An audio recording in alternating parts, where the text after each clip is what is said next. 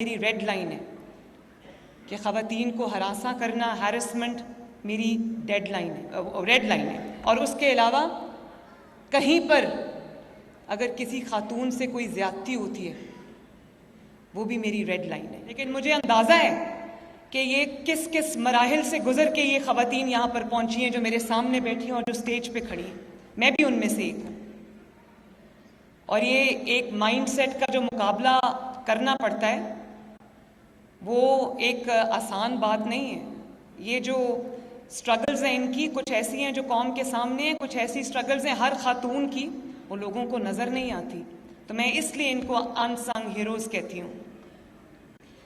मैं ये चाहती हूँ, मेरा ख्वाब ऐसा पंजाब है जैसे विमेन एम्पावरमेंट पे बहुत तकरीरें होती हैं। मैं वो खाली तकरीर नहीं, मैं पहले काम करके आई हूँ, फिर मैं आज विमेन एम्पावरमेंट में आपके पास पैकेज लेकर आई हूँ।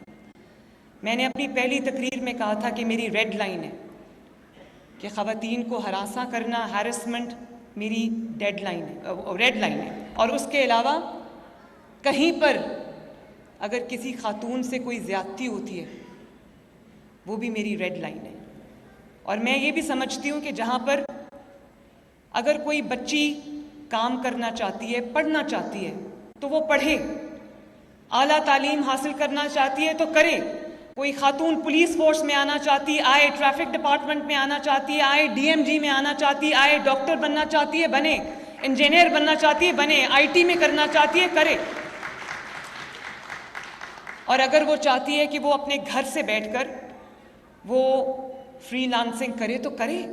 अगर वो चाहती है कि वो अपने घर से बैठकर अपने एक सिक्योर एनवायरनमेंट में वो अपना कोई बिजनेस करना चाहती है, उसको करना चाहिए। मैं चाहती हूँ कि मैं एक ऐसा एनवायरनमेंट पंजाब की ख़वातीन को देकर जाऊँ जहाँ पे किसी खातून को अपने ख्वाब को पूरा करने के लिए, अपने एंड्स मीट करने के लिए कोई मुश्किल का सामना ना करना पड़े। वर्क प्लेसेस जो हैं वो हमारी सेफ़ हों, वहाँ पर कोई किसी भी खातून को एक मेंटल स्ट्रेस का सामना ना करना पड़े कि मुझे किसी भी वक्त किसी सेफ्टी या सिक्योरिटी सिचुएशन का सामना करना पड़ सकता है।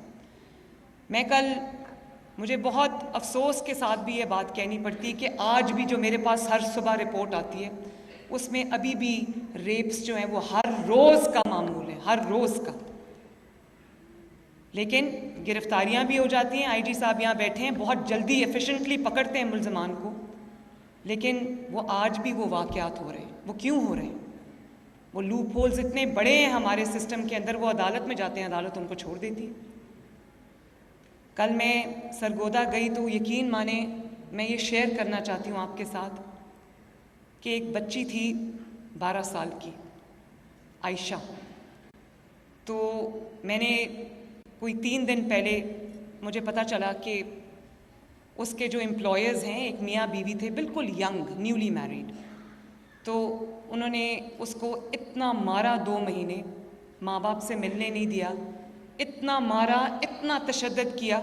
घर पे मुलाजिम थी, उनके मुलाजमा थी कि वो बच्ची 2 महीने के तशद्दुद के बाद वो अपनी जान से हाथ धो बैठी, 12 साल की। अब जिनकी बेटियां हैं, जिनके बच्चे हैं, वो ज़रा थोड़ा इमेजिन करें, अपनी बच्चों को सामने रखें।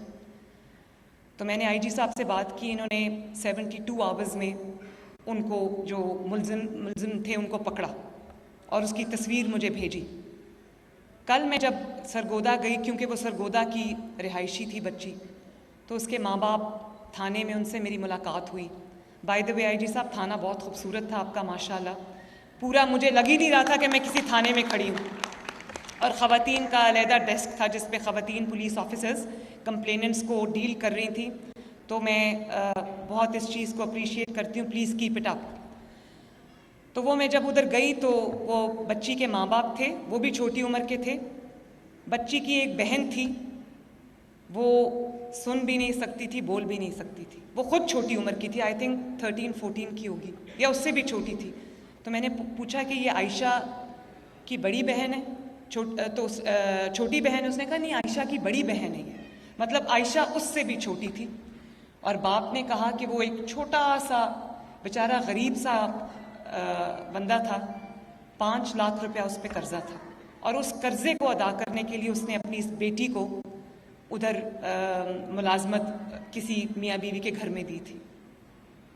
तो मैं खुश हूँ कि वो मुल्ज़िमान पकड़े गए हैं, लेकिन अफसोस मुझे इस बात का है कि हमारा जुडिशल सिस्टम ऐसा है, हमारा इंसाफ का सिस्टम ऐसा है कि मुझे लगता है कि कहीं ना कहीं वो इन्फ्लुएंस करके, जिनको इतना खौफ नहीं था कि वो क्या कर रहे हैं, वो माँ ने मुझे बताया कि वो बच्ची इतनी तकलीफ़ में थी, लेकिन उस बच्ची को माँ से बात करने की इजाज़त नहीं थी कि कहीं वो उसको ये ना बता दे कि मेरे पे जुल्म हो रहा है। मैंने उसकी तस्वीरें देखी, मैं शेयर नहीं कर सकती थी, कि मैंने ट्विटर पे भी वो लिखा, मैं शेयर नहीं कर सकती थी, वो बहुत तकलीफ़ दे तस्वीरें, लेकिन कौम को, हमारे मुआशरे को वो तस्वीर देखनी चाहिए। उससे पता चलता है कि हम किस किस्म की मुश्किलात का हमें एज ए सोसाइटी सामना है।